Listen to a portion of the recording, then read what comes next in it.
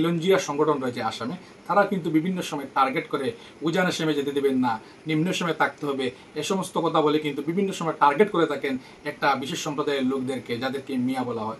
মিয়া বিশেষত একটা জনগোষ্ঠীর নাম, এরা আসলেই মিয়া। তবে এই মিয়া জনগোষ্ঠী যারা, তারা বিশেষ করে সংখ্যালঘু সম্প্রদায় বা মুসলিম সম্প্রদায়ের মানুষ। এতদিন আসামের যে চর্চার কেন্দ্রবিন্দু ছিল যে এই মিয়া নিয়ে, সেই মিয়া কিন্তু এখন পার্শ্ববর্তী রাজ্য মিজোরামকেও কিন্তু টেনশনে ফেলে দিয়েছে। কিভাবে, সেটা বিস্তারিত আপনাদের সামনে তুলে ধরছি। দেখুন, কয়েকদিন আগে আপনারা জানেন, মাত্র হাতে গোনা কয়েকদিন আগে আসাম থেকে বা গুয়াহাটি থেকে বা কলকাতা থেকে সোজাসুজি ট্রেন দেওয়া হয়েছে নর্থ ইস্টের মিজোরামের আইজল শহরের সাইরাং পর্যন্ত।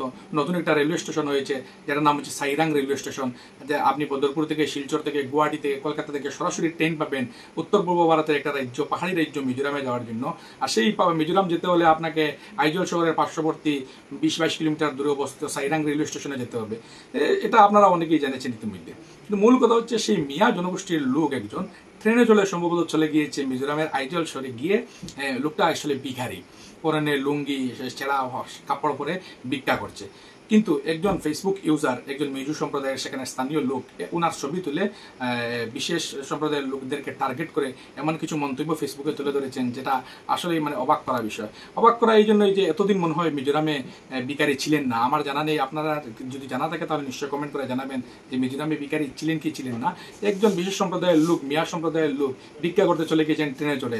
এটা সম্ভব হয়েছে একমাত্র ট্রেনের কারণে, এটা উল্লেখ করছেন ফেসবুক ব্যবহারকারী। আমি পাশে স্ক্রিনশট লাগিয়ে দেবো, আপনারা দেখে নেবেন। তবে এই বিষয়ে আপনাদের কি মন্তব্য, আপনারা নিশ্চয়ই কমেন্ট করে জানাবেন।